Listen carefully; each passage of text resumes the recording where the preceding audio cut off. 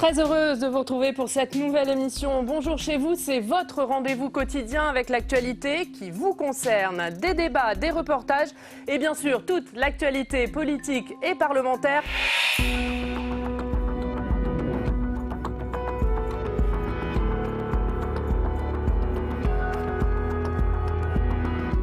Bonjour à tous, bienvenue sur Public Sénat, premier numéro d'Allons plus loin. Je suis ravie de vous retrouver. Nous sommes ensemble pendant 2 heures en direct avec vous. On va prendre le temps d'analyser, de questionner toute l'actualité politique, parlementaire, mais aussi internationale. Vous allez le voir.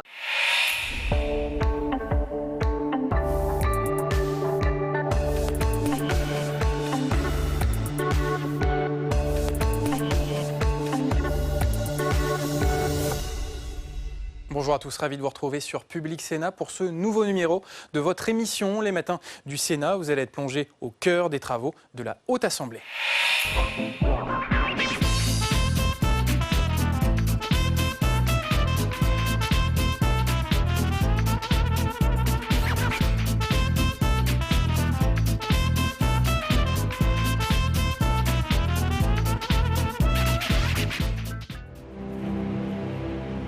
Bonjour et bienvenue pour ce nouveau Manger c'est voter. Vous l'avez compris, nous sommes sur la côte normande, à Arromanches, à l'emplacement même où les Alliés débarquèrent en 1944 pour sauver le monde libre de la barbarie nazie. Justement, nous allons rencontrer des hommes et des femmes qui, dans une forme de résistance, continuent à se battre pour préserver un mode d'agriculture, des traditions, un savoir-faire alimentaire qui nous permettent de nous protéger de la malbouffe. Celui que la dernière réunion de la Commission a voulu adopter, puisque nous avons donné un avis favorable à un amendement de Madame Prima. Nous en discuterons postérieurement. Je veux juste indiquer dans quel contexte cet amendement a été adopté favorablement par la Commission. D'abord, sans doute dans des conditions de vote un peu serrées, mais surtout parce que les arguments qui ont été déployés ont rappelé que le droit de la filiation que nous avons abordé est un droit important. C'est un droit structurant, un droit qui structure la société. Du droit de la filiation découlent bien sûr les rapports des enfants et de leurs parents, leurs droits et obligations. Découle aussi le droit des successions, mais également la prohibition de l'inceste. Donc c'est un droit qui est si important qu'il n'a jamais été laissé aux mains des citoyens dont la volonté pure n'est pas en capacité de l'influencer ni de le créer. Et c'est en cela qu'il faut être extrêmement attentif, en modifiant le droit de la filiation, de continuer à lui donner un contrôle par l'État. C'est ce que cet amendement, dont nous discuterons tout à l'heure, a voulu faire. Je voulais juste replacer le texte dans ce contexte et nous discuterons ensuite des modalités qui ont été celles adoptées par la Commission. Merci. La parole est maintenant à Madame Laurence Cohen. Merci Madame la Présidente. Le droit à l'AMP pour les couples de femmes ne saurait être pleinement effectif sans reconnaissance juridique du lien de filiation entre l'enfant et ses deux mères et de la qualité de parents de ces dernières. L'article 4 du projet de loi, dans la suite logique de l'article 1er, consacre cette reconnaissance. Le mécanisme de la reconnaissance conjointe anticipée proposé par cet article constitue, selon nous, la meilleure option parmi celles débattues en commission et plus globalement de celles avancées et discutées jusqu'ici dans le débat parlementaire. Cependant, il est regrettable que le projet de loi crée un régime dérogatoire pour les couples lesbiens. En effet, le choix n'a pas été fait d'unifier le régime de l'AMP pour tous les couples hétérosexuels ou lesbiens, mais d'ajouter un régime de droit commun applicable pour les couples hétérosexuels, un régime spécifique pour les couples de femmes, ce qui ne permet pas, à notre sens, d'atteindre l'égalité. Des discriminations subsistent qu'il serait dommage de ne pas supprimer à un moment que l'on pourrait qualifier d'historique, où nous mettons fin à une grande injustice avec la concrétisation du droit pour toutes à l'AMP. La première discrimination est constituée par l'existence de 2 modes d'établissement de la filiation distincts, selon qu'il s'agit d'un couple hétérosexuel ou d'un couple lesbien ayant eu recours à l'AMP. La deuxième résulte de l'absence de reconnaissance d'un lien de filiation, même en l'absence d'un lien biologique, par le mécanisme de la possession d'État pour les femmes concubines ou en couple ayant un enfant. La troisième discrimination repose sur l'absence de présomption de parentalité pour les couples lesbiens mariés, mécanisme reconnu pour les couples hétérosexuels mariés. Par ailleurs, à côté de ces discriminations, nous regrettons que le mécanisme de reconnaissance de filiation conjointe anticipée soit entre les mains du notaire et non entre celles du juge. Il s'agit d'un pas de plus vers la déjudiciarisation de tous les actes importants qui touchent au droit de famille, ce que nous avons déjà dénoncé ici. Notre groupe vous présentera des amendements visant à améliorer des dispositions de cet article afin de permettre d'une part la reconnaissance pleine et entière du lien de filiation entre l'enfant et ses deux mères, sans qu'aucune discrimination ne subsiste dans la loi entre couples hétérosexuels et couples lesbiens, et d'autre part de préserver les droits et l'intérêt de l'enfant dont le mode de conception ne doit constituer ni une discrimination ni un obstacle à l'accès à ses origines. Je vous remercie. Merci. La parole est maintenant au président Philippe Bas. Je vous remercie, Madame la Présidente. C'est une question très importante que nous abordons maintenant. La filiation, qu'est-ce que c'est? Commençons par les bases. C'est l'instrument qui va permettre de déterminer un certain nombre d'obligations légales d'un adulte vis-à-vis d'un enfant, et plus tard d'ailleurs, de cet enfant vis-à-vis du dit adulte. Et c'est tellement important qu'il faut que l'établissement de la filiation, la preuve de la filiation, se fasse dans les conditions les plus claires, les plus nettes, les plus objectives, les plus factuelles. C'est la raison pour laquelle, en droit français, et depuis toujours, la mère est la femme qui accouche.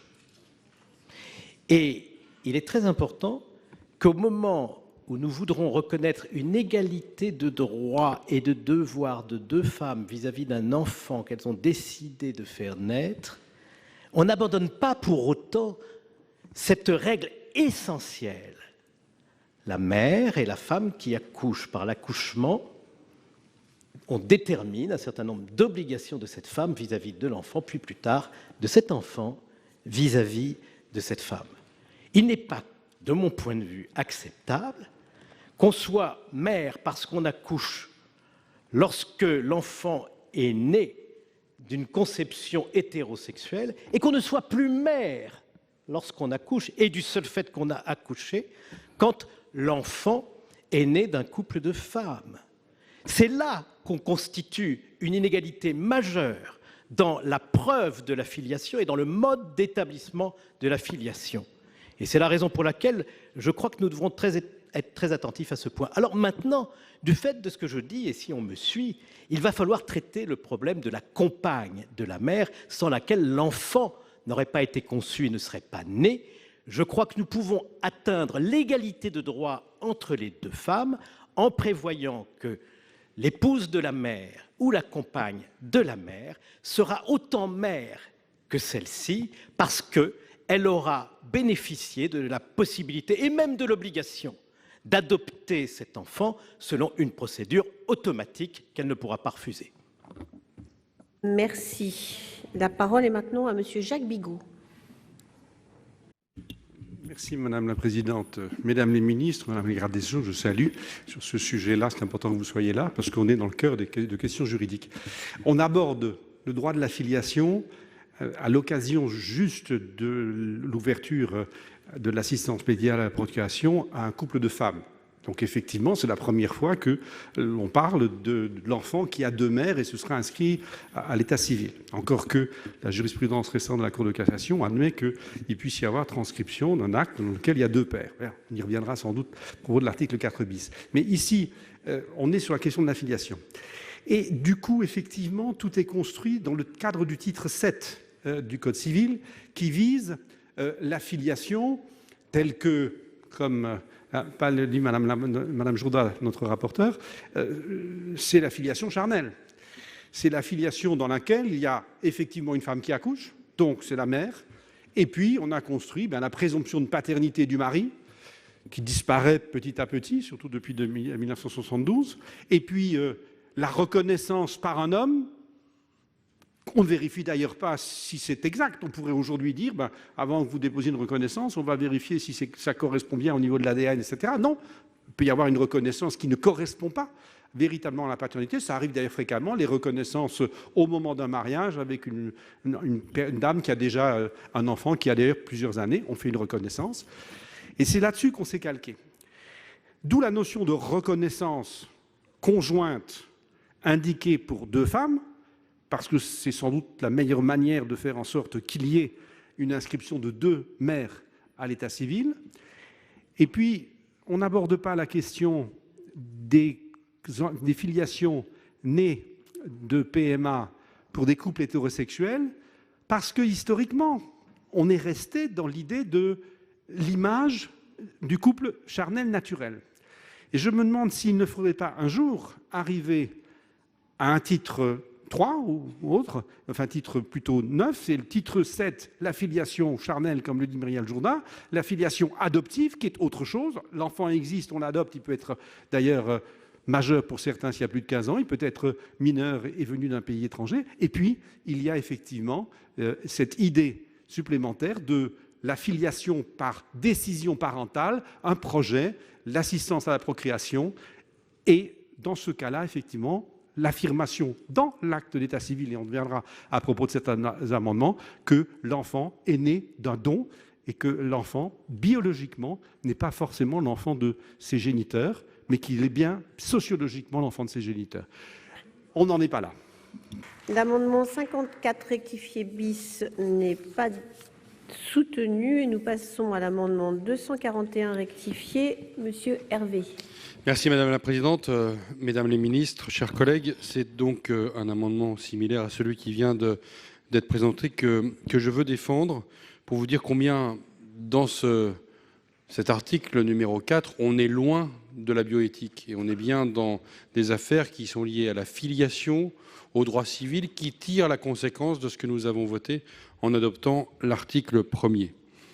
Moi, je considère que le droit actuel est satisfaisant et pour avoir discuté avec des personnes concernées, des couples concernés par la situation, pour moi, il n'était pas nécessaire de modifier le droit civil.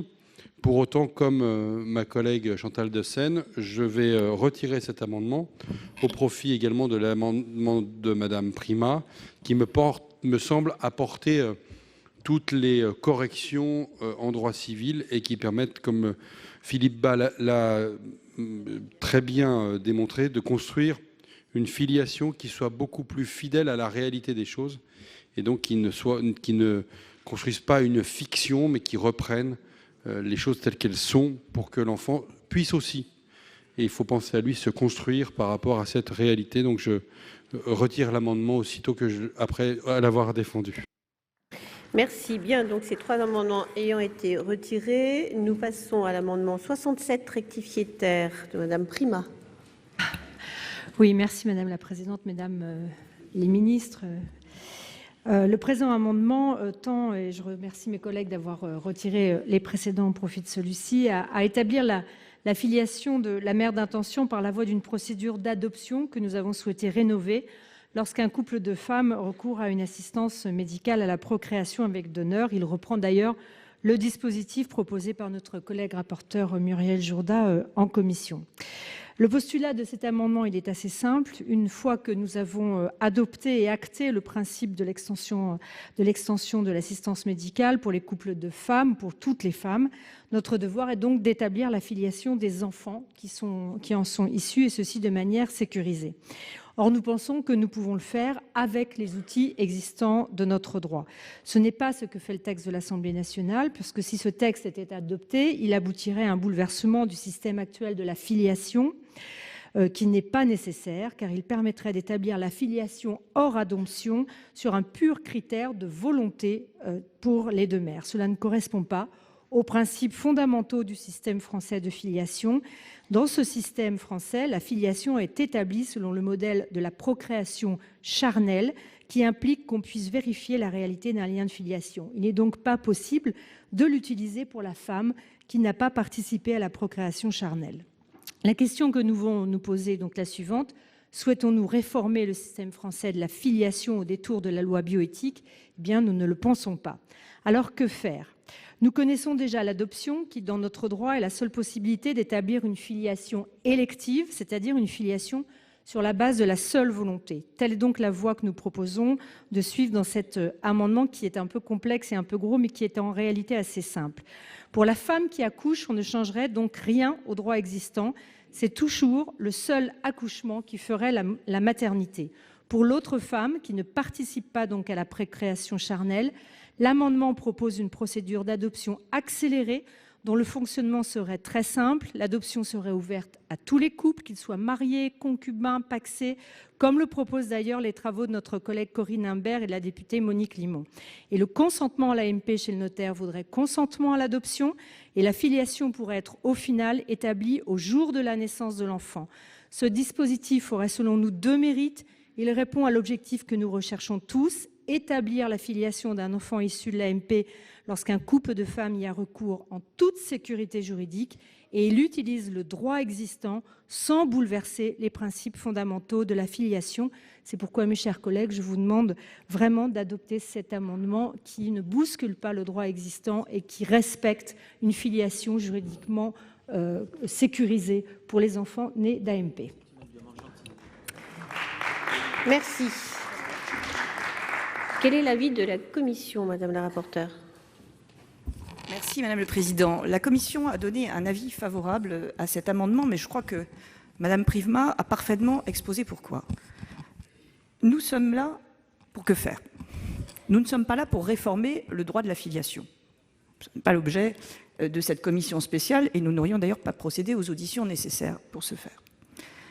Nous ne sommes pas là non plus pour modifier la situation des couples qui aujourd'hui ont recours à l'assistance médicale à la procréation, pour la bonne et simple raison d'ailleurs que le système qui a été mis en place à cet effet dans le Code civil fonctionne parfaitement et que nous n'avons nullement besoin de le modifier.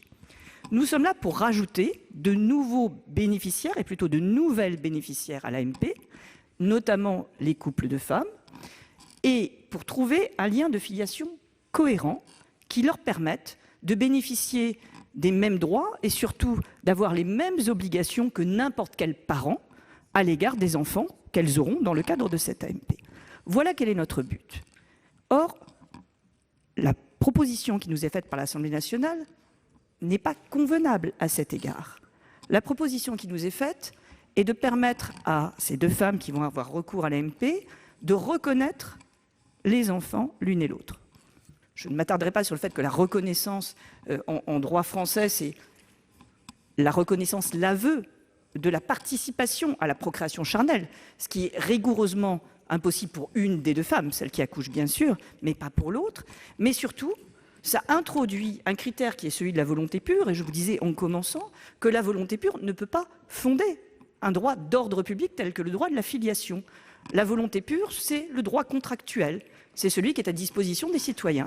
Le droit de la filiation, eh bien, il n'est pas à disposition des citoyens parce que c'est un droit dont les conditions sont posées par l'État, et simplement par l'État, et nous ne pouvons pas décider si nous sommes d'accord ou pas d'accord avec ce droit. Nous ne pouvons pas émettre une volonté, ce qui d'ailleurs me semble assez à la fois délicat et dangereux, car là, ce que la volonté fait, la volonté peut le défaire.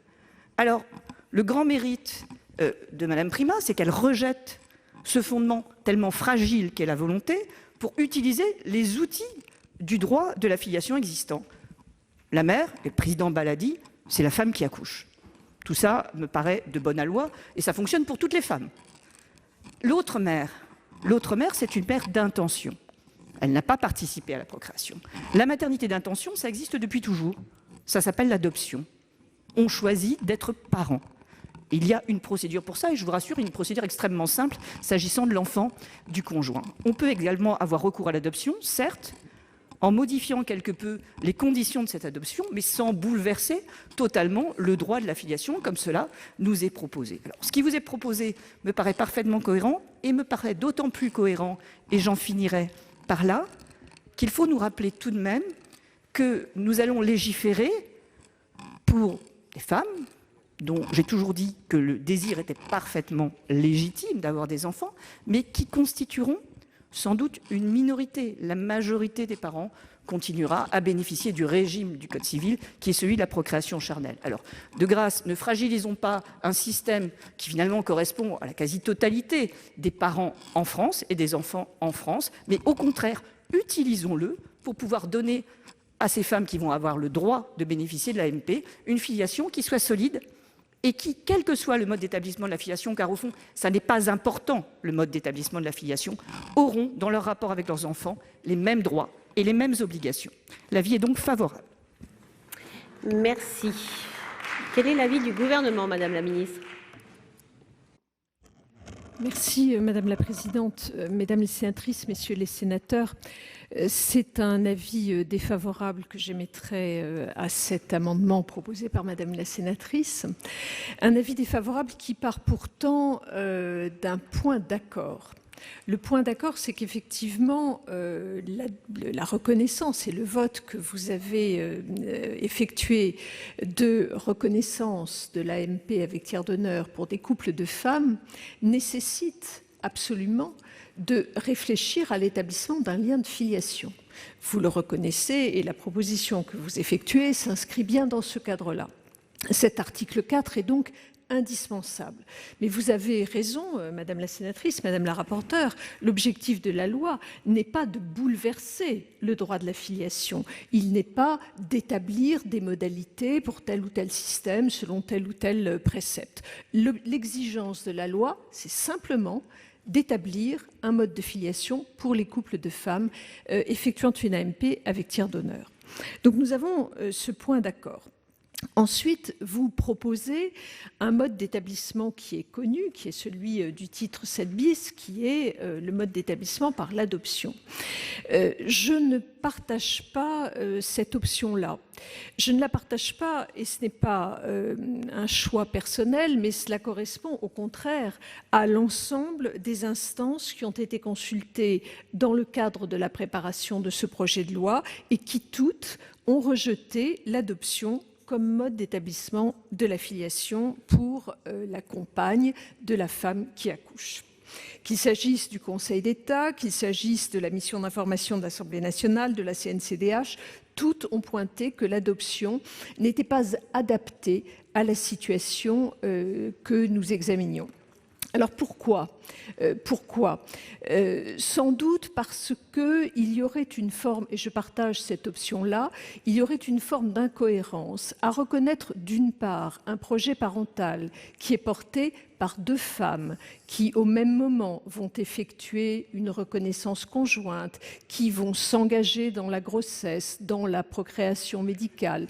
Donc, elles vont s'engager par ce projet parental dans ce processus et au terme de ce processus, c'est-à-dire à la naissance même de l'enfant, la femme qui accouche sera mère, bien entendu, mais il y aurait dès lors un décalage avec l'autre femme qui a porté au même moment le même projet, qui s'est engagée dans la même démarche.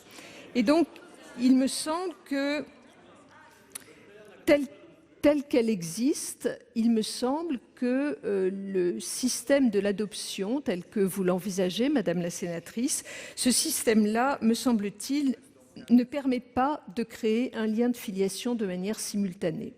Et c'est la raison pour laquelle, vous le savez, il y a une démarche supplémentaire, il y a l'intervention d'un juge. Je ne suis pas sûre que cela apporte quelque chose de supplémentaire, et en termes de sécurité et en termes d'égalité par rapport au schéma que l'Assemblée nationale a proposé. Voilà la raison pour laquelle il ne me semble pas opportun de recourir à la procédure judiciaire de l'adoption telle que vous l'imaginez. Je ne considère pas que cette proposition, évidemment, soit dénuée de sens, mais elle ne me semble pas cohérente avec ce que nous avons voulu faire en autorisant cette PMA avec tiers donneur pour les couples de femmes. Il me semble que cela pourrait apparaître peut-être un peu discriminatoire pour ces femmes-là, ou si le mot discriminatoire est trop fort, il me semble que cela introduit une différenciation qui n'est pas forcément utile avec les autres couples. Je voudrais simplement redire ici, devant vous, que les choix qui ont été opérés par l'amendement par la disposition qui a été adoptée par l'Assemblée nationale et qui a été proposée par le gouvernement, nous avons l'ambition de faire reposer l'établissement de la filiation sur quelques principes clairs que je crois avoir présentés dans la discussion, dans le propos introductif, mais que je tiens à réaffirmer ici devant vous. Pour nous, il s'agit d'offrir aux enfants nés d'AMP au sein d'un couple de femmes exactement les mêmes droits qu'aux autres enfants. Et c'est d'ailleurs inscrit, on réaffirme clairement, oui, je n'imagine pas que vous le contestiez, mais nous le réinscrivons clairement dans un article 6-2 du Code civil. Deuxième, donc c'est vraiment la réaffirmation de l'égalité entre les enfants, quel que soit le mode d'établissement de la filiation. Deuxième point, deuxième exigence que nous portions, c'est d'apporter de la sécurité juridique. Apporter de la sécurité juridique à la fois aux deux mères et à leurs enfants, c'est un point qui est fort, en sécurisant l'établissement de cette filiation qui ne repose pas sur la vraisemblance biologique, puisque jusqu'à présent, la filiation était fondée sur l'altérité sexuelle, hors adoption, mais jusqu'à présent, donc, elle était fondée sur l'altérité sexuelle, et ici, il s'agit d'apporter donc de la sécurité juridique en sécurisant l'établissement d'une filiation qui ne repose pas sur cette altérité sexuelle, mais sur un engagement commun. Troisième principe, nous avons fait le choix de construire une procédure simple vraiment, qui n'impose aucune démarche supplémentaire, aucune contrainte supplémentaire aux femmes qui s'engagent dans ce processus. Et quatrième principe, vous le savez car nous l'avons dit à plusieurs reprises, nous avons fait le choix de ne pas modifier les procédures qui étaient applicables aux couples hétérosexuels qui ont recours à l'AMP avec tiers donneur. Nous avons considéré qu'il n'était pas nécessaire de modifier ces dispositions-là. Donc quatre principes qui nous semblent s'appliquer dans le mode d'établissement de la filiation que nous avons retenu. Je crois pour autant que le mode d'établissement de la filiation que nous avons retenu n'offre pas un bouleversement du droit de la filiation parce que, bien entendu, il va reposer sur un engagement commun, Madame la rapporteure le faisait observer tout à l'heure, mais ce n'est pas de la volonté pure, c'est plutôt un consentement qui s'impose dans des conditions qui sont précisément fixées par la loi, selon des modalités qui sont très encadrées et avec des effets qui sont précisément déterminés par la loi. Donc nous sommes vraiment dans un mode d'établissement de la filiation qui prend en compte la spécificité de cette situation, mais qui ne vient pas bouleverser le droit de la filiation. Voilà les raisons pour lesquelles je ne souhaite pas émettre un avis favorable à l'amendement que vous portez, Madame la sénatrice. Merci, Monsieur Carucci, vous avez la parole. Madame la Présidente, Madame la Ministre, j'ai, comme certains à droite et au centre, voté pour l'extension de la PMA. Parce que, comme Sophie Primas d'ailleurs, et parce que nous sommes sur la thématique d'une liberté, d'un projet parental qui peut être exprimé, et nous ne nous sentions pas de dire on le bloque, on l'empêche. Il faut un article 4 sur la filiation parce qu'il faut effectivement trouver une solution. Mais, Madame la Ministre, franchement, je vous entendais et Dieu sait que j'écoute beaucoup parce que je n'ai pas de vérité révélée, pas plus sur cet article que sur les autres. Mais bien sûr qu'il y a un projet commun à deux femmes. Mais enfin, qu'est-ce que je vous dise, sauf à être sourd, aveugle et ne pas être conscient des choses, il y a bien une des deux femmes qui porte l'enfant. Il y a bien une des deux femmes qui vit la grossesse. Il y a bien une des deux femmes qui est, entre guillemets, la mère biologique. Moi, je souhaite, et c'est tout l'amendement de Sophie Primas, et c'est pour ça que j'ai accepté d'en être co-signataire et de le voter.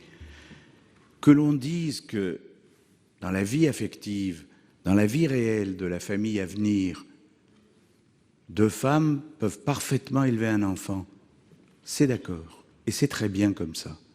Mais que l'on invente un statut juridique un peu curieux, où on dit que finalement la mère biologique n'a pas plus, si je puis dire, de validité en tant que mère que la mère d'intention, alors la confusion est extrême. Et franchement, autant je suis pour une avancée sur la liberté et les droits, autant je ne suis pas pour la confusion, qui de toute manière, à un moment ou à un autre, ne sera pas en faveur de l'enfant à naître. Il aura dans sa vie, avec le couple de femmes, il aura dans sa vie 2 femmes dans sa vie, 2 mères dans sa vie. Mais inventer une modification de toutes les règles pour dire que la mère biologique et la mère d'intention, c'est la même chose, pardon de vous dire, je crains qu'on soit dans une confusion qui finalement sera défavorable à l'enfant. Restons-en au respect des choses. La mère biologique et la mère d'intention qui, par définition, ne pourra pas être évincée, puisque l'amendement est très clair, ce sera automatique. Donc, franchement, ne nions pas la réalité quand on veut faire avancer le droit. Merci. La parole est maintenant à Madame Eustache-Brinio.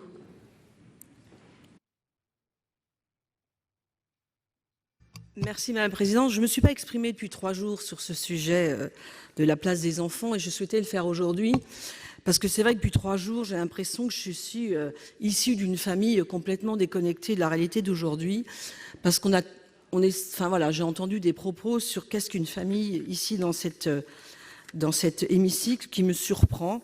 Alors, la vieille France et la vieille famille, c'est vrai qu'on la remet en cause beaucoup. Et c'est vrai, je suis assez d'accord de dire qu'il faut évoluer, que la société évolue, qu'il y a des choses qu'il faut reconnaître. Mais là, Madame la Ministre, quand vous dites « nous voulons offrir aux enfants les mêmes droits que les autres enfants », ça veut dire les autres enfants qui ont un père, une mère. Ils n'ont pas 2 pères, 2 mères. Donc ces enfants qui vont être issus de l'AMP, que je n'ai pas voté puisque j'étais contre cet article 1, ils auront une seule maman.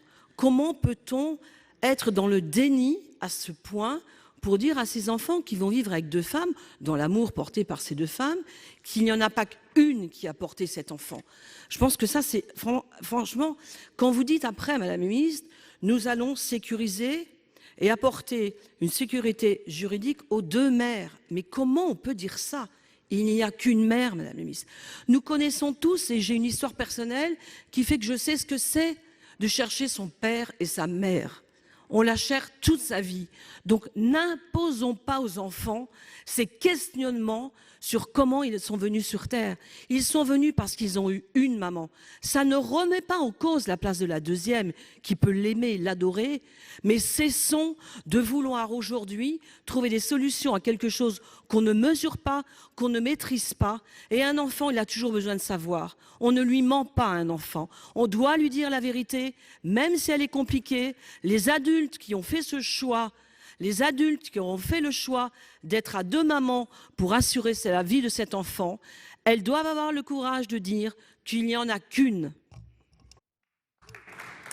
Merci. Monsieur Hainaut, vous avez la parole.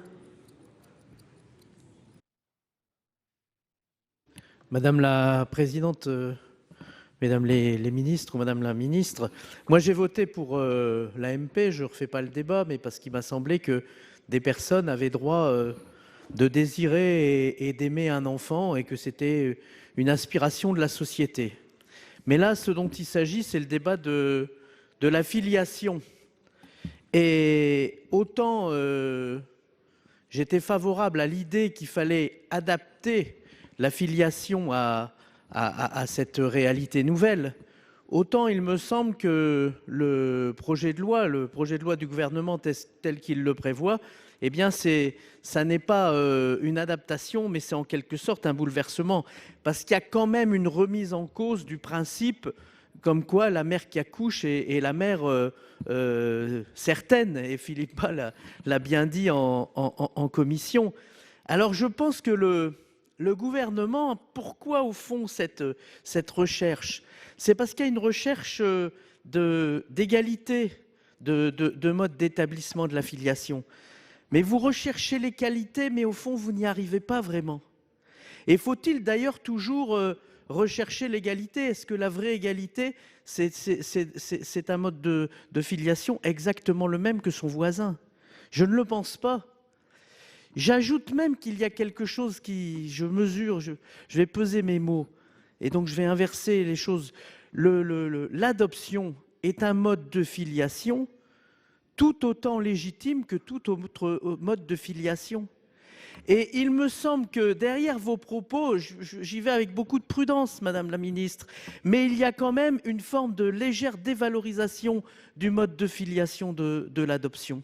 Et j'avoue qu'à titre personnel, j'en suis assez touché et je le ressens de manière assez forte, puisque ma femme est une enfant adoptée. Et donc je le ressens je trouve que l'amendement de Madame Primas est tout à fait pertinent, parce que à la fois on prend en compte cette réalité de l'AMP, on bouleverse pas les principes qui sont les nôtres de filiation dont on a longuement discuté en commission spéciale, et on fait en sorte de trouver un équilibre. Voilà la raison pour laquelle je voterai cet amendement. Je vous remercie. Merci. Madame Primas, vous avez la parole. Merci beaucoup, Madame la Présidente. Madame la Ministre, vous avez dit que vous suiviez plusieurs principes qui dictaient en fait votre position, et donc votre position vis-à-vis de cet amendement. Vous dites d'abord pas de discrimination dans le couple entre l'une et l'autre des femmes. Je comprends, mais l'égalité, la discrimination, vous aurez beau faire tout ce que vous voulez dans le Code civil, il y a une femme qui accouche et il y en a une qui accouche pas. Et ça, quel que soit le couple, que ce soit un couple de femmes, que ce soit un couple d'hommes, que ce soit... Voilà, la femme, il y a une femme qui accouche et l'autre qui n'accouche pas, et ça, intangiblement, vous n'y pourrez rien. Et en revanche, vous induisez une discrimination entre les couples. Dans un couple hétérosexuel, il y a une femme qui accouche. Donc dans un couple de femmes, il y a une femme qui accouche aussi. Je trouve qu'il n'y a pas de discrimination. Au contraire, on laisse les couples, qu'ils soient homosexuels ou hétérosexuels, au même niveau. Deuxièmement, vous nous dites qu'il faut qu'on ait une sécurité juridique. Mais c'est ce que vient de dire mon collègue. En quoi l'adoption n'est pas juridiquement solide? Moi, je pense que l'adoption est juridiquement extrêmement solide. Au contraire, je trouve que le fait d'utiliser le titre 7 et d'utiliser cette filiation par l'adoption est un élément fort de solidité juridique, bien au contraire. Ensuite, vous nous dites qu'il faut une démarche simple et il n'y aura pas de processus supplémentaire. Eh bien, je suis désolée, il y aura un processus supplémentaire pour la femme qui accouche. Parce qu'aujourd'hui, une femme qui accouche, elle n'a pas besoin de faire de déclaration, elle a besoin de rien faire. Comme elle est la femme qui accouche, elle est la mère. Donc elle n'a rien à faire aujourd'hui dans le processus juridique. Donc c'est à elle que vous rajoutez une procédure. Voilà, donc je trouve que les arguments sont des arguments que l'on peut renverser, si vous me permettez cette expression-là, et en tous les cas que je ne trouve pas convaincants au regard de vos objectifs. Donc voilà, je vous demande peut-être de réfléchir. Heureusement, sur ce texte, on a une navette ça va faire plusieurs allers-retours. Je pense qu'on a le temps tous, y compris peut-être le Conseil d'État, de maturer sur cette problème de filiation. Mais il me semble que les objectifs que vous poursuivez, la discrimination, la sécurité juridique, la simplification des démarches, nous y répondons par cet amendement. Merci. Madame Darcos, vous avez la parole. Oui, pas grand-chose à rajouter par rapport à ce que vient de dire ma collègue Sophie. Moi aussi, j'ai co-signé son amendement. Mais surtout, Madame la Ministre, je ne sais pas si vous avez interrogé beaucoup de couples de femmes homosexuelles. Moi, j'en ai interrogé beaucoup. Et je peux vous dire qu'elles sont toutes d'accord avec ça. Moi, ce qu'elles veulent, elles veulent bien évidemment, celles qui vont porter l'enfant, ou qui sont en train de la porter d'ailleurs, pour rien vous cacher, elles veulent être bien évidemment déclarées comme la mère, puisque c'est elles qui accoucheront. Ce qu'elles souhaitent simplement pour leur conjointe, c'est de pouvoir avoir une adoption plénière et que, bien évidemment, soit reconnue une deuxième maternité, mais la plupart font déjà cette distinction, et heureusement. Ça n'empêchera pas du coup son épouse de elle-même après porter un autre enfant, qu'elle soit entre guillemets à égalité, mais comme l'a dit très bien Sophie, je veux dire, pour un couple hétérosexuel, la question ne se pose même pas. La femme qui accouche, la femme entre l'homme et la femme, c'est la mère qui accouche. Heureusement, pour l'instant, on n'a pas encore changé ce statut-là. Donc, franchement, honnêtement, l'amendement de Sophie Primas est extrêmement équilibré. Donc, bien évidemment, je le voterai à demain. Merci, Monsieur Bigot, vous avez la parole. Madame la Présidente, merci. Je crois que cet amendement n'est que la reprise de ce que la rapporteure Mélière Jourdain nous avait proposé en commission et qui n'a pas été suivi par la commission. Parce qu'on est dans une chose extrêmement complexe. D'abord, à l'article 310.1.1 que vous rajoutez, on dit qu'il ne peut être également établi de filiation maternelle ou de filiation paternelle à l'égard d'un même enfant. Ça voudrait dire qu'il ne pourrait pas y avoir une adoption plénière par une autre mère, un autre père, ce qui est aujourd'hui possible. Donc il faudrait revoir ça. Ensuite, vous complexifiez les choses. On est tous à peu près d'accord pour dire, ben oui, l'assistance médicale procréation est possible, cet enfant aura une mère qui aura accouché, et on est plutôt d'accord sur le fait de dire qu'il faut que ce soit clairement indiqué, mais ensuite, il y a tout de suite une relation de l'accord de ces femmes avec la mère d'intention, comme on dit. On est tous d'accord pour le faire. Le problème de votre amendement, c'est qu'on complexifie les choses en obligeant une démarche d'adoption après la naissance, devant un tribunal, donc une procédure, alors que, Madame la Ministre, vous avez recherché une solution pour qu'au moment du consentement fait devant le notaire, il y ait d'ores et déjà la possibilité d'établir cette filiation à l'égard de la mère d'intention, ou cette relation à l'égard de la mère d'intention, que l'on appelle adoption haute, qu'importe. Donc, il faut peut-être trouver les voies et moyens de le simplifier dans la procédure. Vous avez trouvé cette solution, Madame la Ministre, d'appeler reconnaissance conjointe parce que la notion de reconnaissance est déjà dans le titre 7. Et comme je l'avais dit, Madame Jourdain, en commission, et vous le savez, la reconnaissance n'est pas la preuve absolue de la paternité de l'homme qui reconnaît, puisqu'il y a des reconnaissances qui se font alors que l'enfant est né depuis quelques années. Donc, on est parti de ça. Alors, faut-il l'appeler autrement? Je disais tout à l'heure dans mon intervention préalable que je préférais que l'on ait un titre spécifique sur l'enfant né d'une assistance médicale à procréation pour toute situation, ce qui permettrait aussi de régler l'histoire de l'anonymat, etc., dont on a parlé. Mais à la lecture, votre amendement complexifie les choses et donc il ne peut pas répondre à l'attente des femmes. Que l'on leur dise la mère d'intention, elle s'appelle différemment, etc., ok, mais que, de grâce, on permette à ces deux femmes, dès lors qu'on leur a permis d'avoir un projet parental et de le réaliser par l'AMP, et qu'elles doivent le dire devant un notaire, que dans l'acte notarié, tout soit réglé, et que lorsque la mère a accouché, cet accouchement soit déclaré à l'officier d'état civil, et que ce que vous avez prévu, Madame la Ministre, d'office, l'officier d'état civil constate qu'il y a une mère d'intention. Ça me paraît beaucoup plus simple, c'est cette voie simple qu'il faut chercher, et pas la voie complexe de votre amendement, Madame Primas, qui n'est d'ailleurs que l'amendement de Madame Jourdain, que nous avions tous étonnés. Merci. Monsieur Longuet, vous avez la parole. Maternité partagée. Par deux femmes.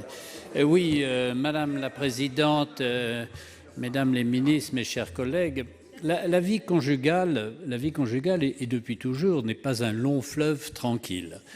Et en témoignent d'ailleurs les chiffres de la divorcialité tels que l'INED vient de les présenter récemment. La mère d'intention ne connaîtra, comme tous les couples, les mêmes difficultés, la probabilité du divorce, de la séparation dès lors qu'il y a mariage, ou de la séparation de fait dès lors qu'il n'y a que concubinage, est relativement élevée et elle n'est pas plus faible chez les couples homosexuels que chez les couples hétérosexuels, et elle est peut-être même d'ailleurs plus forte chez les couples homosexuels féminins, d'après les premières statistiques, mais nous n'avons pas encore suffisamment de recul. Moi, je voterai l'amendement de Madame Primas pour la raison qu'il donne un lien stable, durable, entre l'enfant qui est né et la personne qui accompagnait la mère de fait, la mère charnelle, au moment de cette naissance. La déclaration d'intention est quelque chose de très sympathique, ça fige une volonté à un moment donné, mais cette volonté n'est pas durable. La probabilité n'est pas nulle, elle est actuellement, statistiquement, de l'ordre de 45 à 50%, que ce couple, parce que la vie n'est pas un long fleuve tranquille, s'efface. Qui gardera l'enfant? Le fait d'avoir une reconnaissance à travers cet acte fort que propose notre collègue Madame Prima met les deux éléments du couple sur un pied d'égalité. On voit bien que dans les familles hétérosexuelles, la garde de l'enfant est un problème majeur et que les pères, quelle que soit leur qualité par ailleurs, en sont en général privés. Eh bien, vous avez à envisager cette situation. Si vous voulez la véritable égalité dans les relations de l'enfant à naître entre les deux personnes qui ont voulu cette naissance, eh bien, il faut tout simplement accepter la solution solide que propose Madame Prima. Merci, Monsieur Delège, vous avez la parole. Merci, Madame la Présidente. Ce qui me gêne, Madame la Ministre, dans cet article 4, c'est qu'il y a une totale décorrélation entre le possible et le vraisemblable. La PMA est possible. Est-ce que pour autant, ça permet à une femme qui n'a pas accouché de devenir mère? Excusez-moi, moi je partiens à un modèle familial qui est totalement dépassé. Je suis marié, j'ai 4 enfants, je n'ai pas accouché.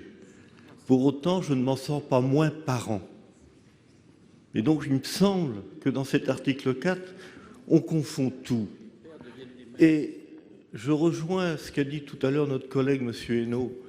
Est-ce que vous pensez un seul instant que des parents adoptifs se sentent moins parents que d'autres? Et donc, je ne comprends pas pourquoi vous voulez absolument faire en sorte, au travers de cet article 4, de demander au droit d'être invraisemblable et de consacrer quelque chose qui n'existe pas, alors que nous avons tous les outils juridiques pour répondre aux objectifs que vous vous fixez. Merci. La parole est à Monsieur Chassaing. Oui, Madame la Présidente, Madame la Ministre, Président, mes chers collègues. Donc moi, effectivement, jusqu'à présent, j'étais plutôt favorable à la création de modes de filiation avec la déclaration anticipée de volonté donc chez le notaire qui devrait permettre une filiation indivisible entre l'enfant et deux membres du couple. Mais aussi, c'est parce que on a rencontré des femmes qui avaient, avec la PMA à l'étranger, eu un enfant, et pour avoir une adoption, c'était extrêmement long.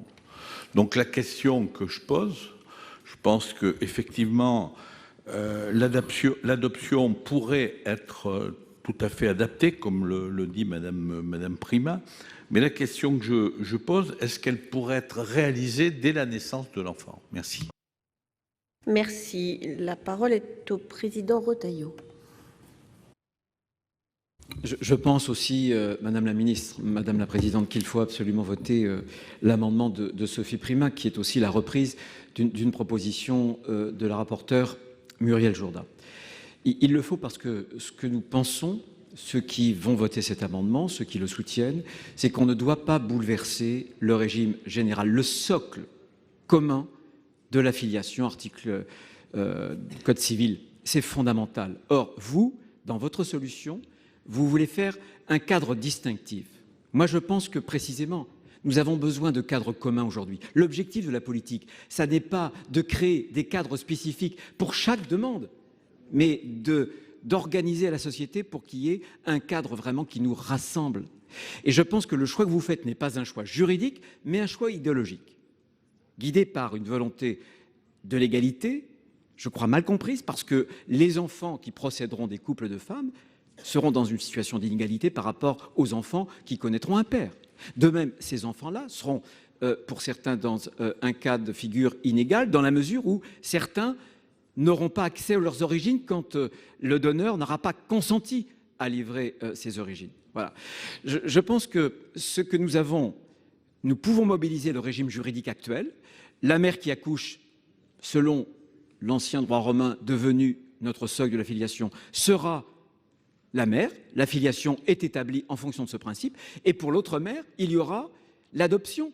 L'adoption qui est déjà le cas pour les couples de femmes aujourd'hui qui prennent des gamètes à l'étranger. La jurisprudence a déjà établi ce régime-là. Donc, la proposition de Sophie Primas ne fait simplement, mes chers collègues, que remettre dans la loi ce que la jurisprudence a déjà élaboré. Et je veux dire par ailleurs que l'arrêt de la CEDH du 12 décembre dernier ne s'oppose absolument pas, au contraire d'ailleurs, à cette solution. Maintenant, revenons au Conseil d'État, vous l'avez cité tout à l'heure. Pourquoi est-ce que le Conseil d'État a été très net dans l'avis qu'il avait rendu le 28 juin en déconseillant cette solution, la solution que le gouvernement finalement a choisie? Notamment pour deux raisons. La première, c'est que vous brisez ce concept de vraisemblance. Cette idée juridique n'est pas un problème en droit uniquement, c'est qu'elle permet à l'enfant de se projeter dans une vraisemblance en termes de parentalité. Et c'est fondamental. C'est fondamental. Il ne faut pas briser ce lien charnel, c'est-à-dire ce lien qui nous relie à la réalité. Il ne faut pas tricher, il ne faut pas mentir. Et enfin, je dirais, en donnant toute sa puissance à l'intentionnalité, vous dégagez la voie pour demain la GPA. C'est une évidence. Et si vous voulez conserver un principe de prohibition à la GPA, alors n'ouvrez pas cette voie-là, elle serait très dangereuse. Merci. Monsieur Jomier, vous avez la parole. Merci, Madame la Présidente. Moi, comme vous le savez, tout au cours de ces débats, j'ai approuvé l'ouverture de l'AMP aux couples de femmes et aux femmes seules, parce que je constate que de nouvelles formes de couples ont émergé et ces nouvelles formes de parentalité sont un fait que je ne désapprouve pas. Il y a un pas entre reconnaître, y compris que ce délit, dans certaines situations, le biologique, la parentalité biologique de la parentalité, et l'effacement du biologique. Et c'est ce qui me dérange tout de même, qui me rend insatisfait de la position du gouvernement.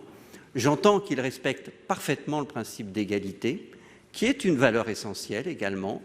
Personne ne doit se sentir stigmatisé ou dévalorisé dans cette affaire-là.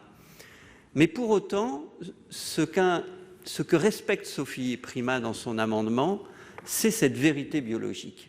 Et reconnaître une nouvelle mode de parentalité, encore une fois, n'est pas nier ou masquer ou cacher la réalité biologique. Pas plus que je ne veux qu'on cache les origines aux enfants, parce qu'il faut tourner la page du secret, il faut faire preuve d'honnêteté et ne pas mentir avec la réalité dans ces affaires-là qui sont extrêmement sensibles. Pour autant, l'amendement de Sophie Primas me paraît trop complexe, encore pas suffisamment maturé. Et donc je suis très ennuyé, voilà, je vous le dis très clairement, à l'heure du vote. Je me félicite qu'il y ait une deuxième lecture et que la navette se poursuive. Je pense que la position du gouvernement est entendable sur beaucoup de points, et je la partage sur beaucoup de points, et pour autant, voilà, il faut respecter cette vérité de la biologie, ne pas la mettre à terre, c'est très important. Et je ne me projette pas sur d'autres dossiers à venir, il n'y a pas d'enchaînement mécanique qui existe en la matière. Merci. Monsieur Laurent, vous avez la parole. Non, Monsieur Laurent d'abord, Monsieur Lecomte, vous passerez après. Oui, j'écoute avec beaucoup d'attention les arguments qui sont échangés, et je reste pour le moment convaincu que la proposition du gouvernement est la meilleure en l'état et la plus simple. Et moi, je voudrais dire une chose pour ça. Je pense que la procédure d'adoption ne me paraît pas adaptée. il ne s'agit pas de dévaloriser les parents qui adoptent. J'en ai, comme beaucoup d'autres sûrement ici, parmi mes proches et dans ma propre famille. Donc ça n'est pas la question. Mais je pense que la procédure de conception, enfin le processus de conception qui conduit à une PMA entre deux femmes est d'une nature différente. Et la place de la femme, de la mère d'intention, certes, elle ne porte pas l'enfant, nous sommes tous d'accord là-dessus, et il y a une femme qui accouche. Mais elle est partie prenante de la décision de conception à l'égal de la femme qui accouche. Ne serait-ce que parce que dans un couple de femmes lesbiennes, il faut décider ensemble laquelle de ces deux femmes va porter l'enfant. Parce que ça peut être l'une, mais ça peut être l'autre. Donc il y a une situation d'égalité dans l'intention de la PMA dans un couple lesbien. Et je pense que de ce point de vue, la place de la femme d'intention, qu'on appelle la mère d'intention, drôle de formule, mais bon, comme ça, pour se faire comprendre entre nous, est singulière et qu'elle ne peut pas être assimilée uniquement à l'adoption. Et j'ajoute une autre chose, c'est qu'aucun père mis dans cette situation n'adopte. Aucun. À aucun homme, nous demanderons dans la même situation de passer par cette procédure d'adoption pour être reconnu comme le père. Eh bien, dans un couple de lesbiennes qui décident ensemble d'avoir un enfant dans ces conditions, moi je considère que les deux femmes sont à égalité. Il y en a une qui accouche et une qui n'accouche pas, nous sommes d'accord, mais elles sont à égalité. Et donc je pense que la procédure d'adoption que vous proposez n'est pas adaptée. Alors est-ce que la procédure proposée par le gouvernement est la procédure parfaite et est-ce qu'il faut encore réfléchir? Peut-être. Mais en tout cas, entre les deux qui sont proposés, à l'étape de la discussion, moi je suis favorable à la procédure qui est proposée par le gouvernement. Merci. Monsieur Lecomte, vous avez la parole. Merci Madame la Présidente, Madame la Ministre, mes chers collègues. J'ai l'impression qu'il y a deux dimensions différentes dans ce sujet qui finalement nous partage tous. D'une part, une préoccupation liée au droit à savoir, à connaître son histoire, son origine, sa biologie, qui a fait partie aussi des débats que nous avons pu avoir dans les articles précédents. Et peut-être que la solution n'est pas idéale. Par contre, comme notre collègue Pierre Laurent le rappelle, il y a un couple qui a ensemble un projet parental. Et il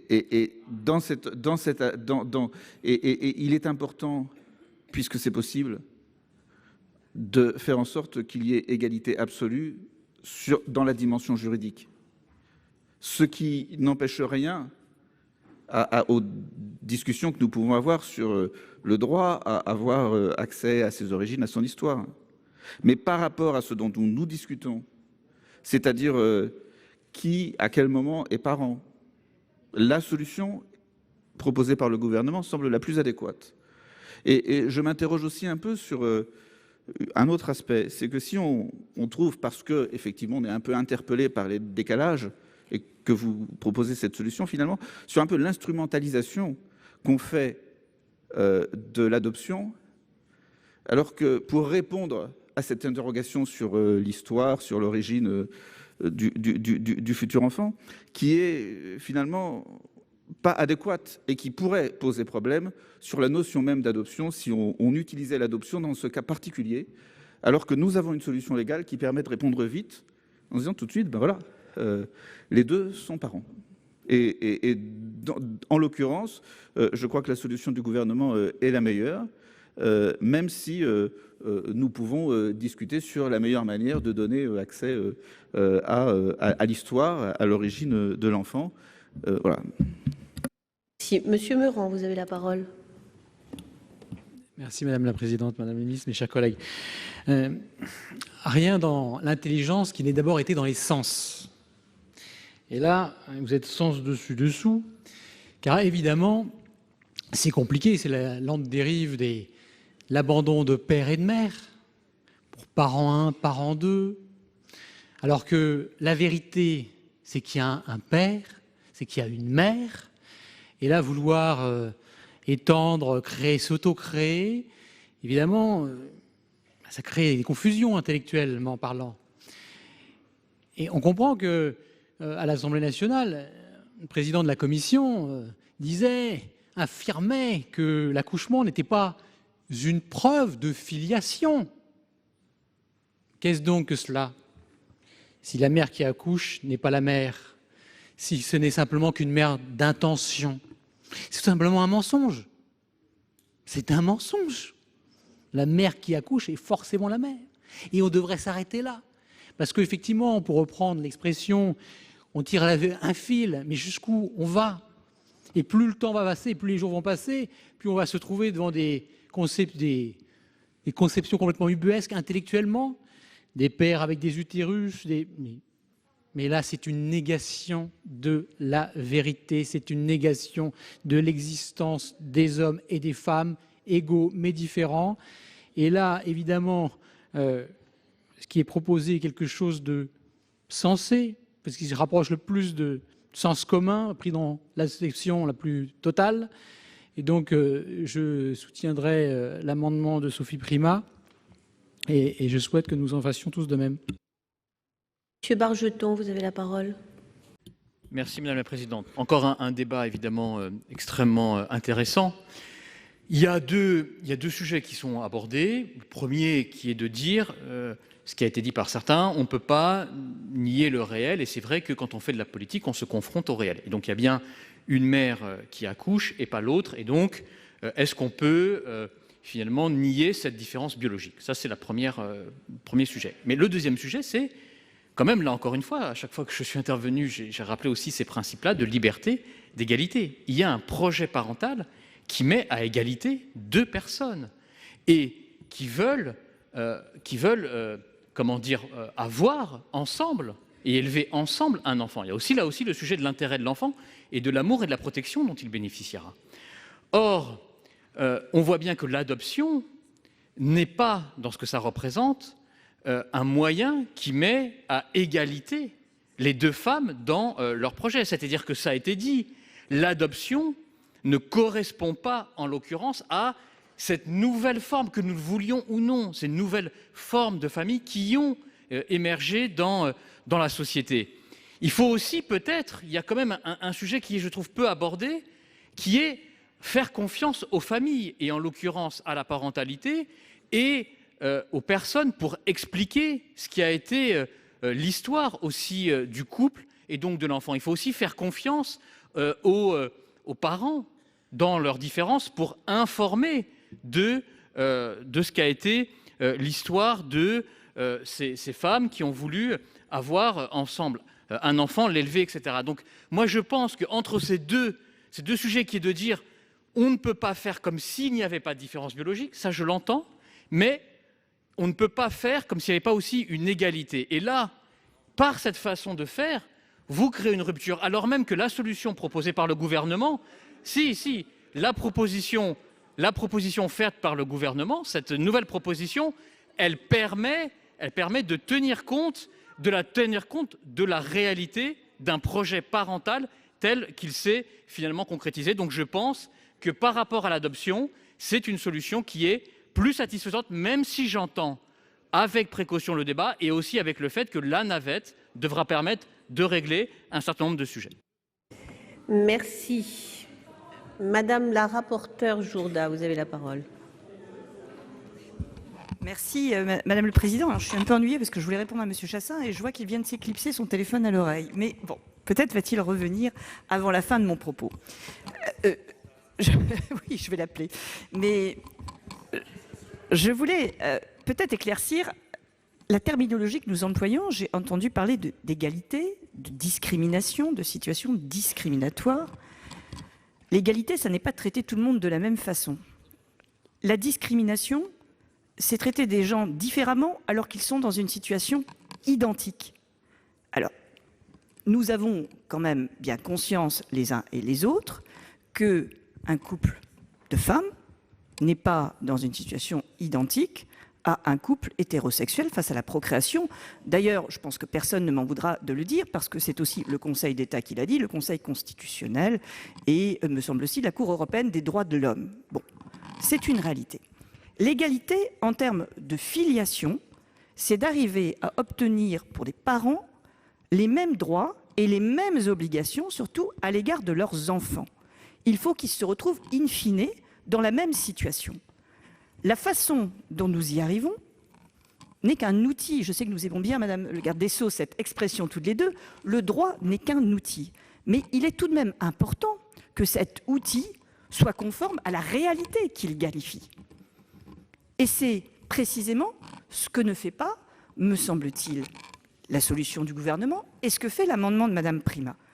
Encore une fois, une femme qui accouche, l'autre femme qui n'a pas été participante à la procréation autrement que dans l'intention qu'elle a d'être mère, et on le reconnaît, et elle devient parent d'intention. Voilà comment les choses peuvent se passer. Et alors, pour répondre à l'interrogation de M. Chassaing, comment ça fonctionne? L'adoption paraît toujours quelque chose d'assez complexe. Il s'avère que l'adoption de l'enfant du conjoint ne l'est pas.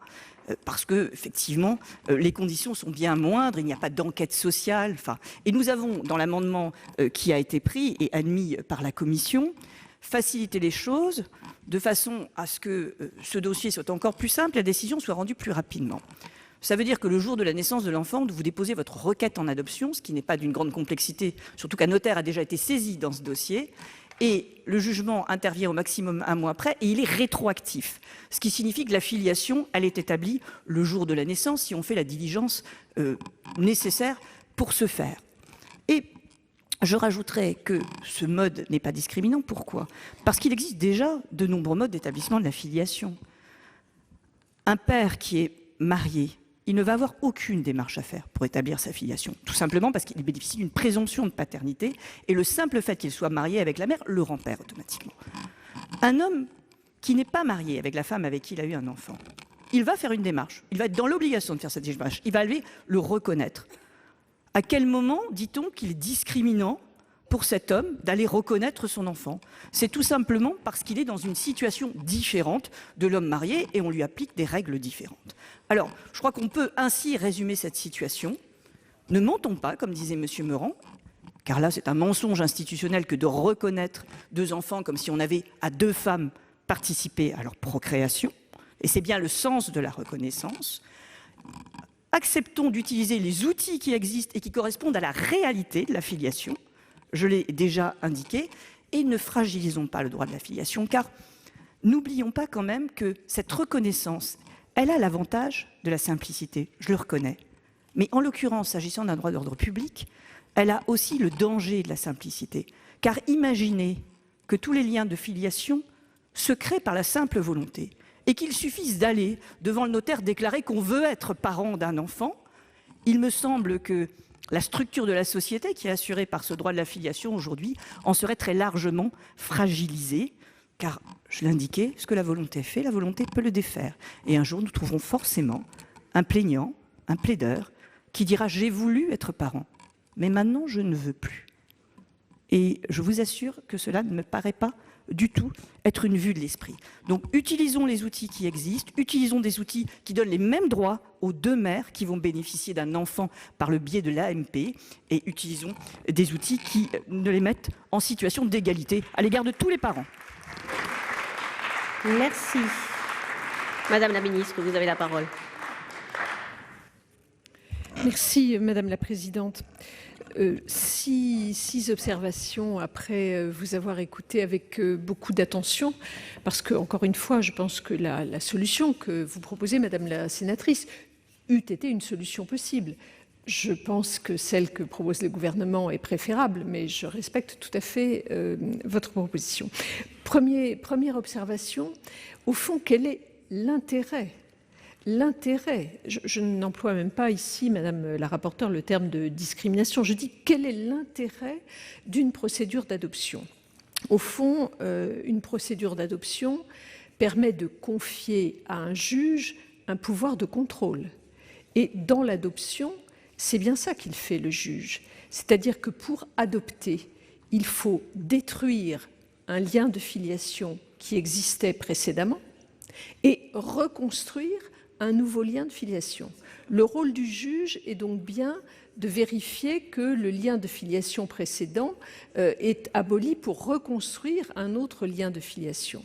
Donc, il me semble qu'il y a dans ce processus-là un intérêt qui n'est pas, je le crois, pertinent dans le cadre que nous adoptons de la PMA avec tiers donneur, puisque ici, il n'y a pas à vérifier l'inexistence d'un lien de filiation précédent, mais à prendre acte par le mode d'établissement de la filiation, à prendre acte de ce qu'il y a eu, d'une part, une reconnaissance conjointe de volonté, un consentement à l'AMP, et évidemment l'accouchement, j'y reviendrai tout à l'heure.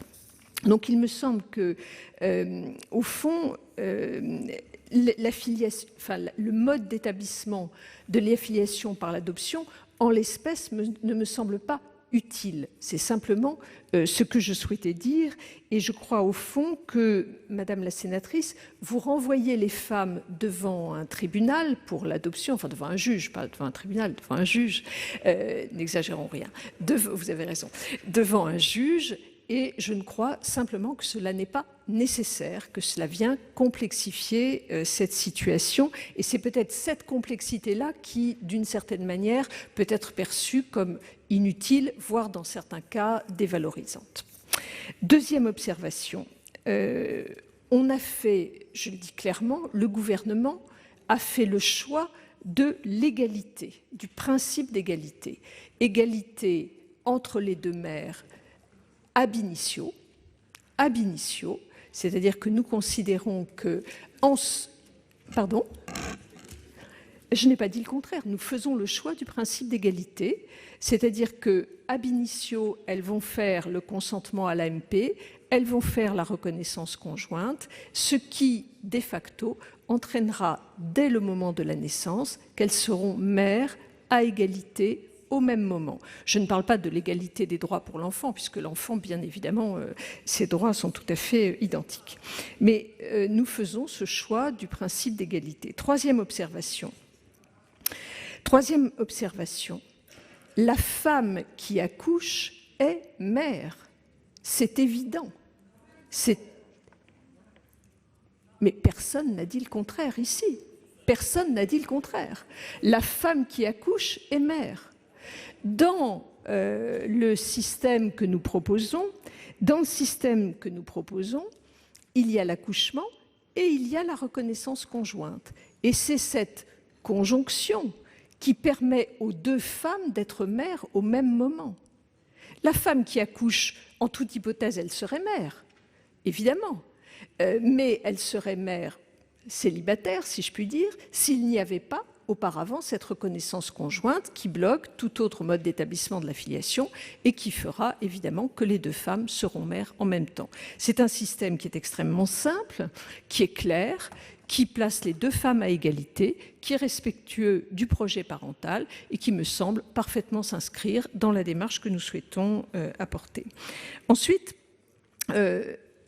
je ne sais plus, je crois que c'est Monsieur le sénateur Longuet qui évoquait un lien stable et durable, et vous faisiez valoir, Monsieur le sénateur, que l'adoption créait un lien plus stable, ai-je bien compris, et plus durable que tout autre mode d'établissement. Je ne le crois pas. Je crois qu'à partir du moment où la filiation est établie, elle entraîne exactement les mêmes conséquences, qu'il s'agisse de l'adoption, qu'il s'agisse du système que nous proposons, qu'il s'agisse de la filiation biologique. Tout cela a exactement les mêmes conséquences. Si le couple... Mais si la mère, dans le système de l'accouchement par AMP avec tiers donneur, les deux mères sont mères de la même manière au même moment. Si elle est dans un couple hétérosexuel où il y a un enfant, qui garde l'enfant? Ce n'est pas toujours le cas, vous le savez, Monsieur le sénateur. Ce n'est pas toujours le cas, et précisément, les parents sont là pour traiter ce sujet-là, et s'il y a une difficulté, le juge aux affaires familiales est là. Sixième point, Monsieur le Président Retailleau, vous avez évoqué la question de la vraisemblance biologique.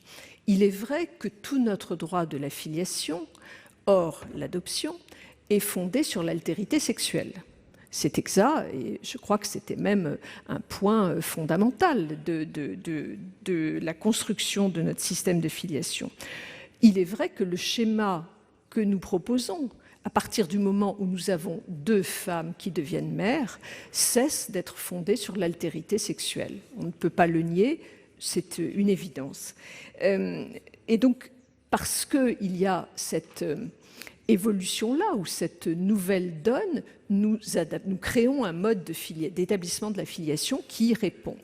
Pour autant, Monsieur le Président, et c'est cela que je souhaitais vous dire, je ne crois pas qu'on ouvre ou qu'on dégage la voie, il me semble que c'est l'expression que vous avez utilisée, à la GPA. Je ne le crois pas pour une raison très simple, c'est que la situation n'est pas du tout la même. La situation n'est pas du tout la même parce que dans l'AMP, la femme qui accouche est mère, très clairement. La femme qui accouche est mère, elle n'est pas la seule mère, mais elle est mère. Tandis que dans la GPA, la femme qui accouche n'est pas la mère. La femme qui accouche n'est pas la mère. Et donc, il s'agit, dans ce cadre-là, de faire une coupure, évidemment, et je crois qu'on ne peut pas comparer la GPA à l'AMP dans ce système-là.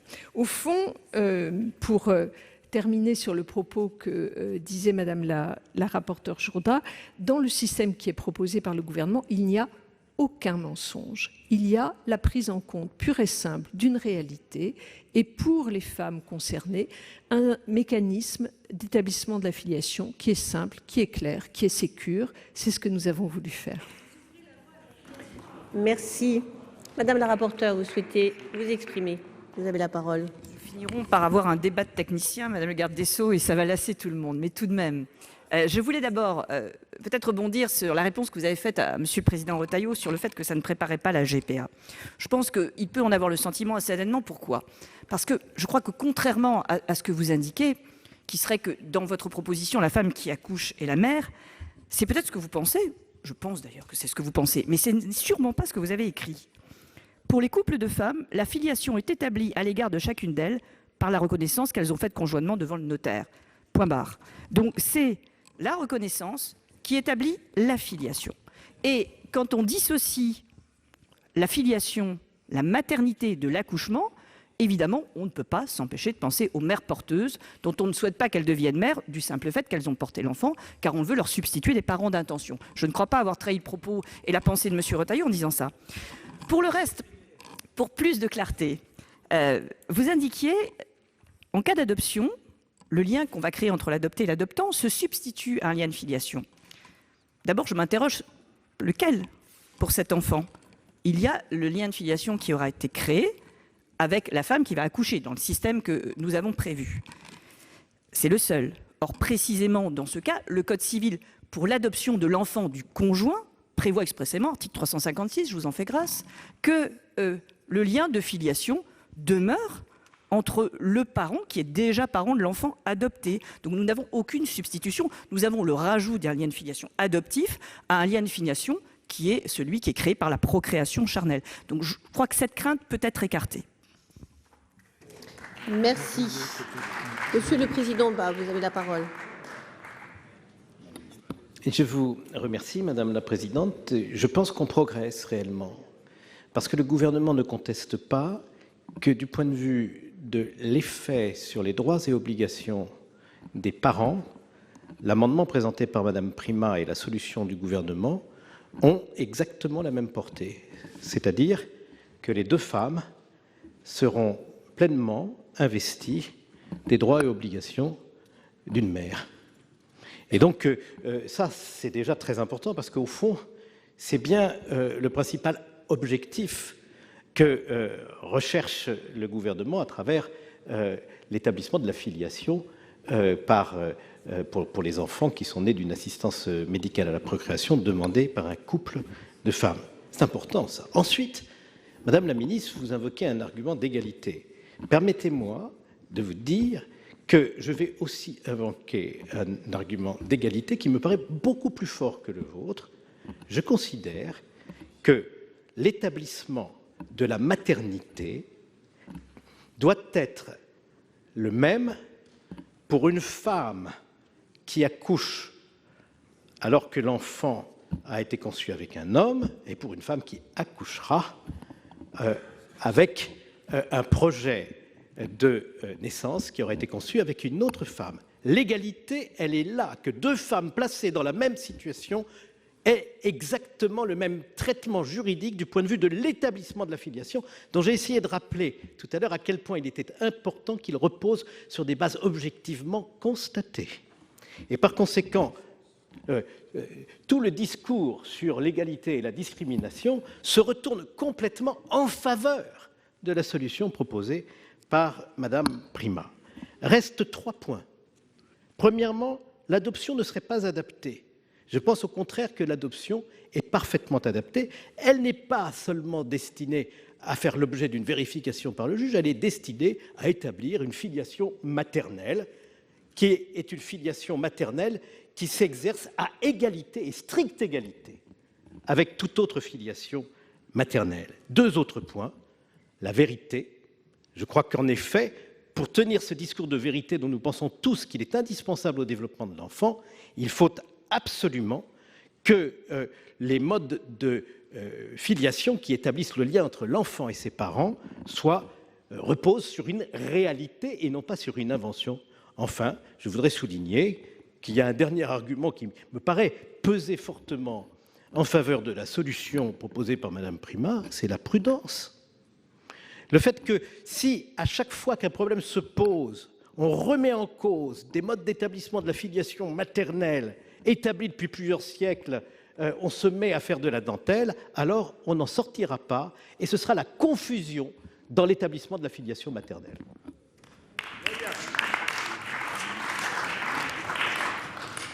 Madame Cohen, vous avez la parole. Oui, dans ce débat, là, ce qui est proposé par la reconnaissance conjointe anticipée, c'est quelque chose qui me semble, mes chers collègues, une véritable petite révolution par rapport, et surtout quand je vous entends, par rapport à notre code civil. Et quand j'entends dire, mais ça fait des siècles que nous avons établi la filiation de cette façon, certes, ça c'est l'histoire, c'est notre histoire, mais nous venons de voter une mesure d'ouverture à l'AMP aux femmes seules et aux femmes en couple qui révolutionne la société telle qu'on l'a connue jusqu'alors. Donc, à partir du moment où c'est complètement une autre façon de faire société avec des familles et pas une seule famille, il n'est pas abracadabrantesque que de révolutionner notre code civil. Et ce qui est proposé, je ne suis pas juriste, ce qui est proposé, mais ce débat était très technicité, si je puis dire, mais il a fallu s'accrocher pour suivre tous les éléments du débat, c'est ce que j'ai essayé de faire. Mais je trouve justement que cette proposition qui nous est faite, et on verra par la suite que nous allons essayer de proposer, y compris, nous allons proposer des amendements pour en améliorer encore les contours, me paraît vraiment de nature à répondre à ce que nous avons voté en ouvrant l'AMP. C'est-à-dire, effectivement, il va y avoir une famille avec des enfants qui ont 2 mères et qui vont être à égalité par rapport à la filiation de l'enfant.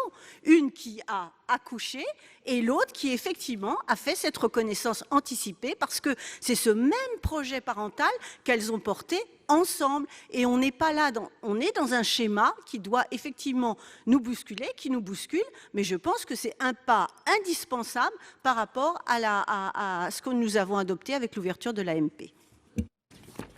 Merci. Madame la Ministre, vous avez la parole. Merci, Madame la Présidente. Vraiment 2 mots pour répondre à Madame la rapporteure Jourda. Il est un petit peu dans la ligne de ce que vient de dire Madame la sénatrice Cohen. Comment sera établi l'acte d'état civil de l'enfant qui naît d'une AMP d'un couple de femmes? Concrètement, la femme qui accouche va présenter son certificat d'accouchement.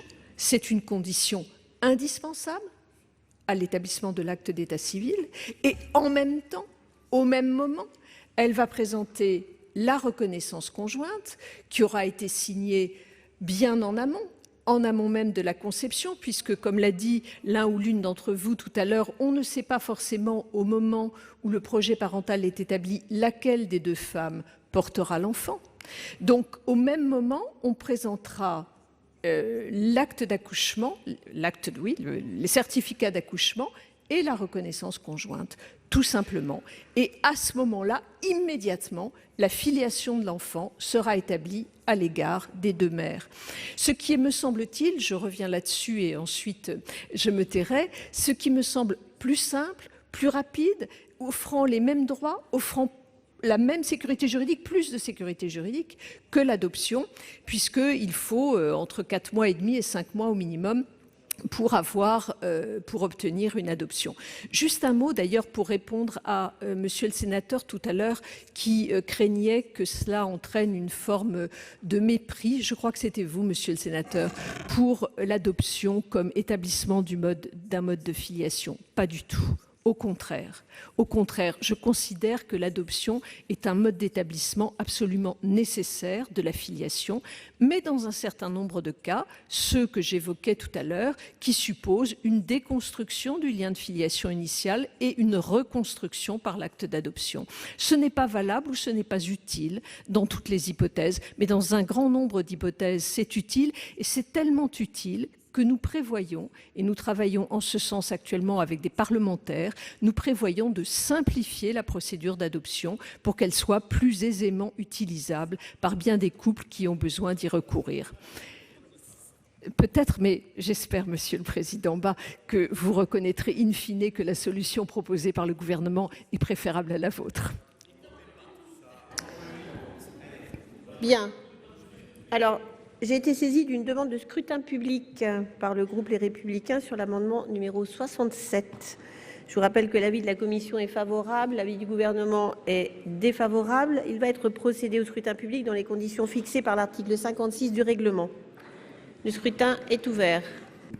Voici le résultat du scrutin numéro 72 sur l'amendement numéro 67 rectifié terre, compte tenu de l'ensemble des délégations de vote accordées par les sénateurs aux groupes politiques et notifiées à la présidence.